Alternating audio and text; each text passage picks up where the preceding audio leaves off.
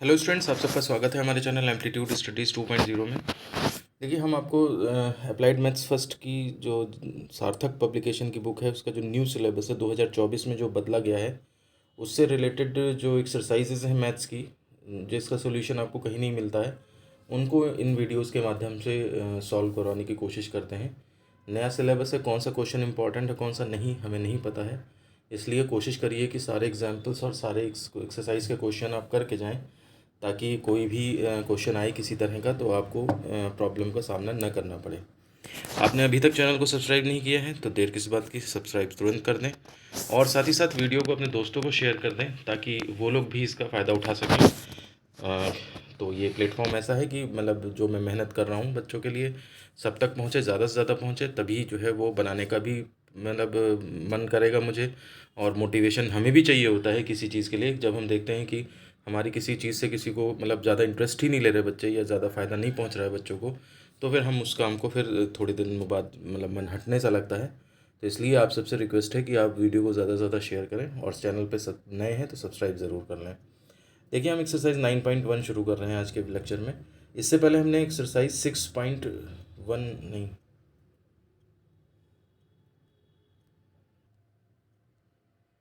हाँ देखिए, ये पेज थोड़ा सा मिस्टेक हो गया था। हमने पिछले वीडियो में 6.1 करी थी एक्सरसाइज, इसको पूरा सॉल्व कर दिया था और सेवन्थ चैप्टर में कोई एक्सरसाइज नहीं है। तो आज के लेक्चर में हम एक्सरसाइज 8.1 को सॉल्व करेंगे, ठीक है ना। सेवन्थ चैप्टर में कोई एक्सरसाइज नहीं है तो 8.1 इसके बाद आता है। पेज वो गलती से 9.1 का खुल गया था, तो 8.1 एक्सरसाइज को हम इस वीडियो में सॉल्व करेंगे।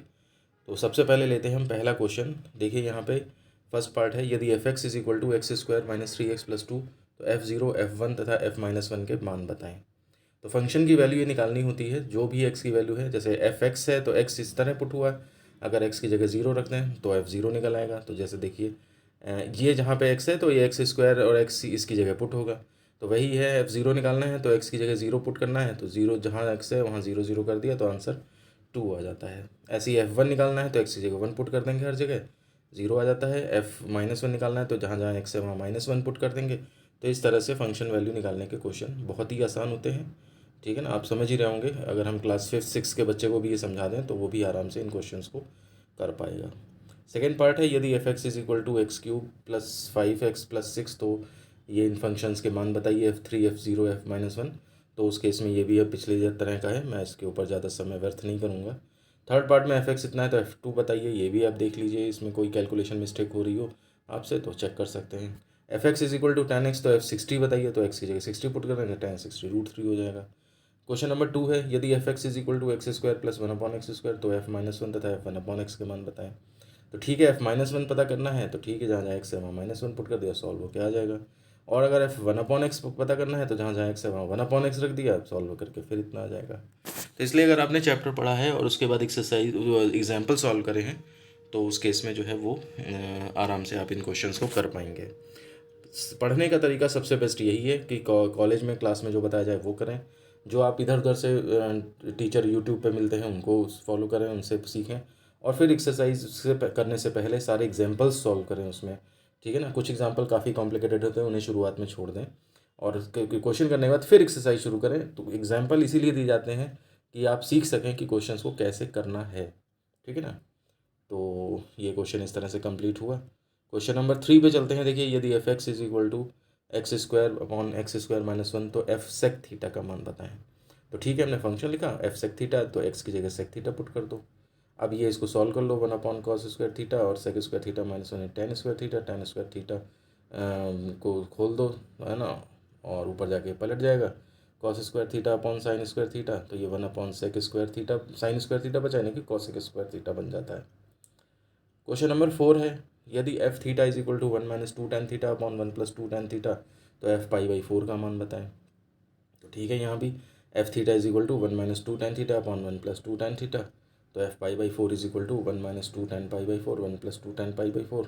वैल्यू रख दी यहाँ पे, थीटा की जगह π/4 पहले रखा था, tan π/4 की वैल्यू दोनों जगह रख दी, सॉल्व कर दिया, आंसर आ जाएगा।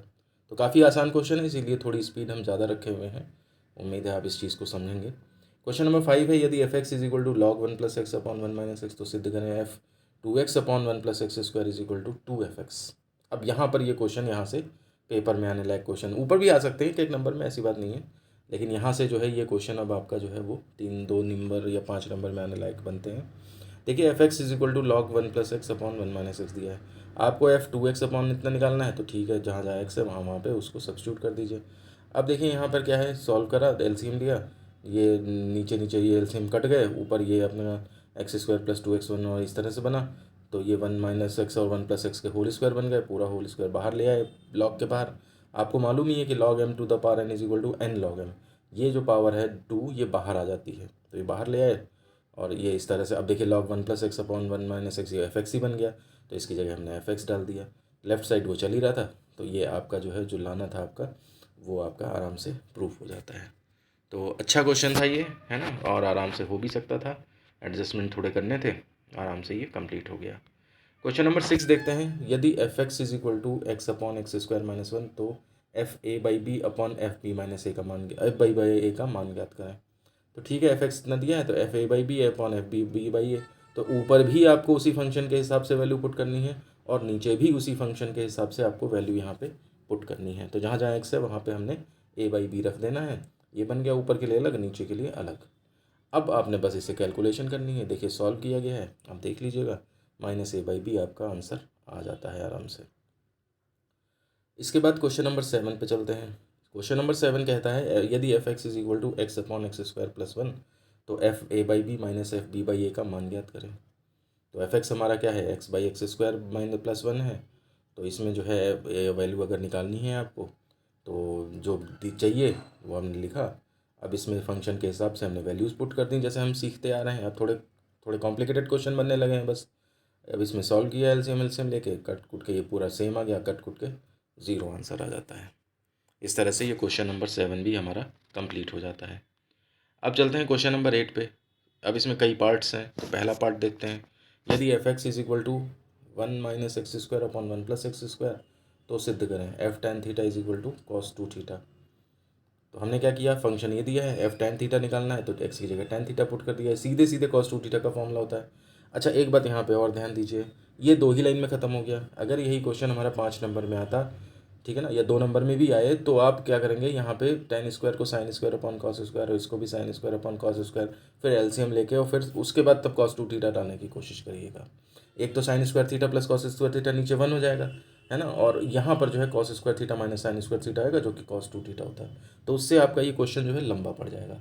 तो कई बार ऐसा होता है कि डायरेक्ट फॉर्मूले लगाने के बजाय क्वेश्चन अगर ज़्यादा नंबर का है तो हमें उसकी लेंथ बढ़ानी पड़ जाती है, जिससे कि फिर वो सॉल्व हो पाए, मतलब नंबर उतने दिए जा सकें, ठीक है ना।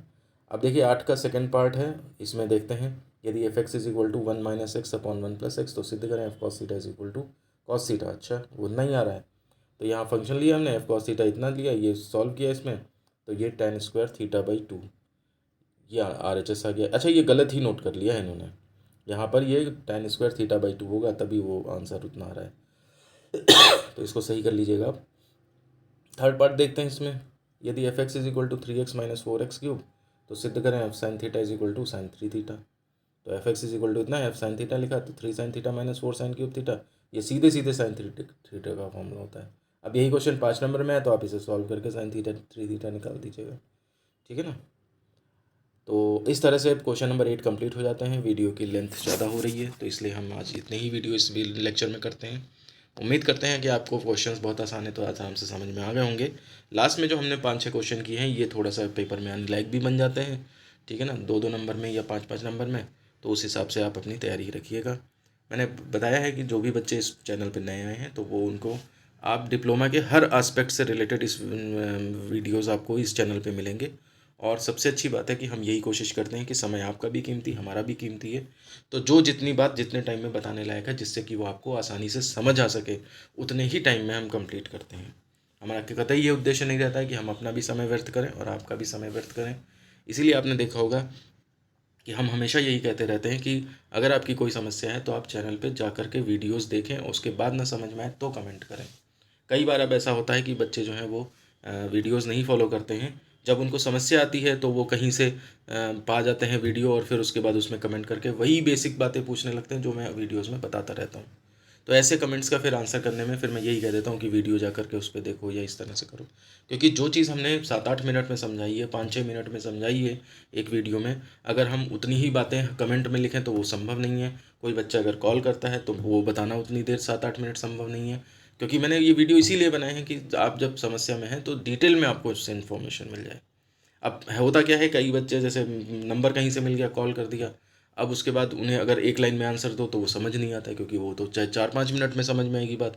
फिर वो इफ़ एंड बट करते हैं कि नहीं नहीं सर ऐसा हो, मेरा तो ऐसा है, मेरा वैसा है। तो सारी सिचुएशंस जो है वीडियो में समझाई रहती हैं, तो आप उसे जा कर के फॉलो करें। और वीडियो को यहीं पे ख़त्म करते हैं, मिलते हैं आपसे नेक्स्ट वीडियो में। धन्यवाद।